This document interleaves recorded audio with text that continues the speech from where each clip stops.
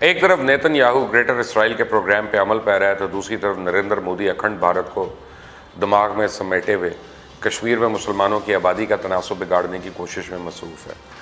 کئی دہائیوں سے فلسطینی اسرائیلی ظلم کا شکار ہے اور اب نیتن یاہو فلسطینی علاقوں کو اسرائیل میں ضم کرنے جا رہا ہے، اور دوسری طرف کشمیر ہے جہاں ہندو 1 لاکھ کے قریب کشمیری ابھی تک شہید کر چکے ہیں۔ وہاں نریندر مودی چاہتا ہے کہ کشمیر کو مسلم اکثریت ریاست نہ رہنے دیا جائے، اور اس حوالے سے وہاں ہندو بستیاں آباد کرنے کا کام شروع ہو چکا ہے۔ اسرائیل فلسطینیوں کی مزاحمت کو اسلامی شدت پسندی کا حصہ، اسے دنیا کی سلامتی کے لیے خطرہ قرار دینے کی کوششوں میں بہت ماہر ہے۔ اگر چاہے روز فلسطینیوں کا خون بہایا جاتا ہے، لیکن ظلم یہ ہے کہ اسرائیل پھر بھی فلسطینیوں کو ہی دہشت گرد کہتا ہے، اور دوسری طرف مودی بھی کشمیر کے بارے میں اسی قسم کے خیالات رکھتا ہے۔ وہ کشمیریوں کو تباہ حال پسماندہ دشمن سمجھتا ہے اور کشمیریوں کو تباہ و برباد کرنا چاہتا ہے۔ نریندر مودی جسے الیکشن جتوانے میں موساد کا ایک بڑا اہم کردار تھا اور اس کے اب انکشافات ہو چکے ہیں، اسرائیلی پالیسیز پر کشمیر پر آزماتا نظر آتا ہے۔ کانگریس نے تو دعویٰ کیا تھا کہ موساد 2009 میں ہی RSS کے ساتھ مل کر BJP کی قیادت میں بننے والے اتحاد کو کامیاب کرانے کے لیے گٹھ جوڑ کر چکی ہے۔ نریندر مودی نے جولائی 2017 میں اسرائیل کا دورہ کیا، جو کسی بھی بھارتی وزیر اعظم کا پہلا دورہ تل ابیب تھا۔ 2002 میں گجرات میں مسلمانوں کا قتل عام کروانے والا مودی اس سے پہلے بھی 2006 میں بحیثیت وزیر اعلیٰ گجرات تل ابیب کا دورہ کر چکا ہے، اور اس دورے میں بھی نریندر مودی نے یہودی ریاست اور اس کے عوام کی بڑھ چڑھ کر تعریفیں کی۔ پاکستان کے ساتھ بھارت کی کشیدگی اور نریندر مودی کی کشمیر پالیسی پر بھی اسرائیل کے اثرات نمایاں۔ نریندر مودی نے تو بالا کوٹ حملے کے لیے بالکل ویسا ہی ایک جواز گھڑا جو اسرائیل اکثر حملے کے لیے غزہ پہ گھڑتا ہے، یعنی دہشت گرد کیمپس کی موجودگی کا دعویٰ، اور یہ الگ بات ہے کہ اس کا جھوٹ پوری دنیا کے سامنے بے نقاب ہوا، مودی شرمسار ہوا، اور بعد میں انڈین ایئر فورس کی جو درگت بنی اور رسوائی ہوئی وہ بھی دنیا نے دیکھی۔ انڈیا اور اسرائیل کبھی بھی نظریاتی طور پہ ایک جیسی ریاست تو رہی نہیں، لیکن ہندوتوا اور سونیت کا گٹھ جوڑ جو ہے وہ ان کو قریب لے آیا، اور اس میں بھی کوئی شک نہیں کہ نیتن یاہو اور نریندر مودی کی خارجہ پالیسی امریکی صدر ڈونلڈ ٹرمپ کی پالیسی سے ہم آہنگ ہے۔ کشمیر میں آبادی کے تناسب کو بدلنا یہ RSS BJP کے ہندوتوا ایجنڈے میں شامل کیا گیا ہے۔ کشمیر کے حوالے سے BJP نے انتخابی منشور میں جو پالیسی بیان کی ہے وہ بھی فلسطینی زمینوں پہ اسرائیلی قبضے کی پالیسی ہے۔ الیکشن سے پہلے BJP کے منشور میں کہا گیا کہ کشمیر کی جداگانہ حیثیت ختم کرنے اور کشمیر میں غیر کشمیریوں کو جائیداد خریدنے اور کاروبار کرنے کی اجازت کے لیے بھارتی آئین سے آرٹیکل 370 اور آرٹیکل 35A نکال دیے جائیں گے، اور پھر نریندر مودی نے یہ آرٹیکل نکال کر کشمیر میں آبادی کے تناسب کو بگاڑنے کی راہ ہموار کر دی، یعنی کشمیر میں بھارتی جارحیت اور بالادستی کے بدلے چائنا کے خلاف بھارت کو استعمال کرنا مودی کی جیت کے اہم محرکات تھے۔ گزشتہ برس نومبر میں امریکہ میں بھارتی سفیر سندیپ چکربرتی نے کشمیر میں ہندوؤں کی آباد کاری کے لیے اسرائیلی ماڈل کا کھل کر اظہار بھی کیا اور کہا کہ اگر اسرائیل فلسطین میں یہ کر سکتا ہے تو بھارت کشمیر میں کیوں نہیں۔ اور اب بھارت نے اسرائیل کے نقش قدم پہ چلتے ہوئے مقبوضہ اور جموں کشمیر کی جغرافیائی حیثیت آبادی کا تناسب تبدیل کرنے کے منصوبے پہ ایک عمل درآمد شروع کر دیا۔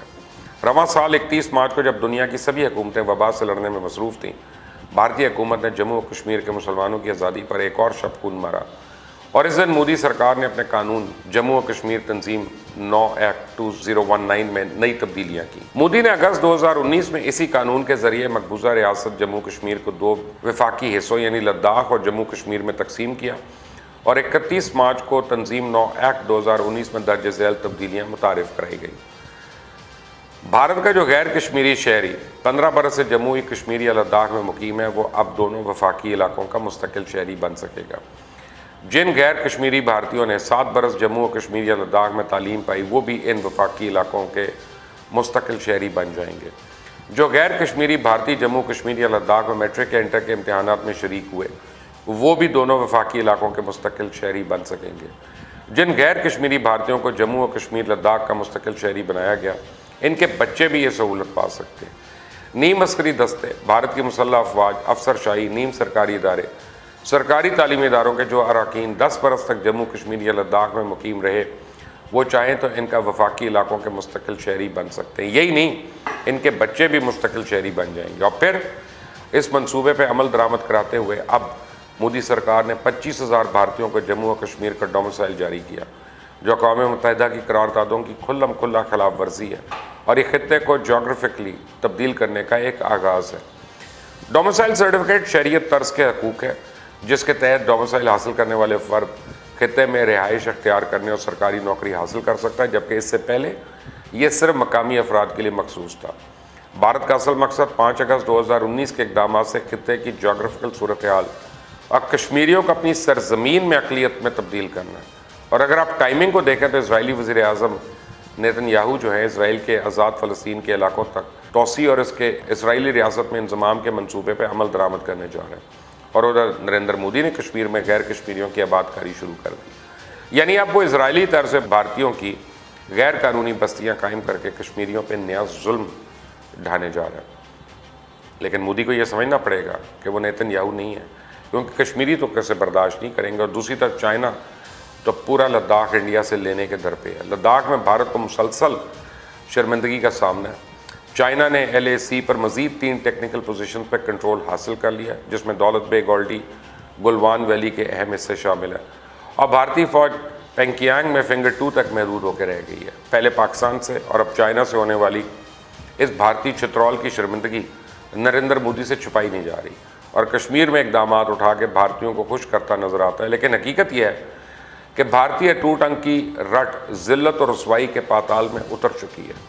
चाइना ने भारतीय फ़ौजों की ऐसी ठुकाई की है कि मोदी के अंग अंग से टीसें उठ रही होंगी और आवाज़ें उसकी बंद हैं।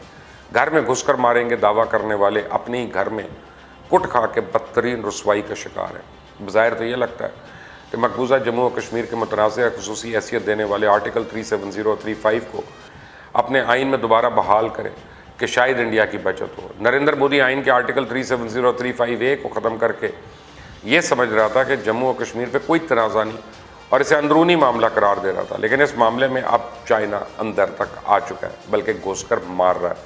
और अब मोदी को समझ आ रही है कि अगर ताकत ही सब कुछ है तो तुमसे भी बड़ी ताकतें मौजूद हैं। आपके अपने ही असूल के मुताबिक ये मामला अब तय हो रहा है। यानी जिसकी लाठी उसका लद्दाख। मोदी बुरी तरह फंस चुका है, यानी आगे कुआं पीछे खाई। अगर चाइना से जंग करता है तो मोदी जानता है कि ये लद्दाख तो क्या बाकी इलाके भी गंवाएगा, और अगर पीछे हटता है तो उसे अवाम जो है जलील और रुस्वा करती रहेगी। अगर चाइना और इंडिया की जंग होती है तो कश्मीर की आज़ादी भी दूर नहीं, और इंडिया के अंदर जो तूफ़ान उठेगा वो नरेंद्र मोदी से तो नहीं संभाला जाएगा। आप देख रहे हैं मुबश्शिर लुकमान यूट्यूब चैनल, इसको सब्सक्राइब करें, बेल आइकॉन को प्रेस करें। अंटिल द नेक्स्ट टाइम, अल्लाह हाफ़िज़।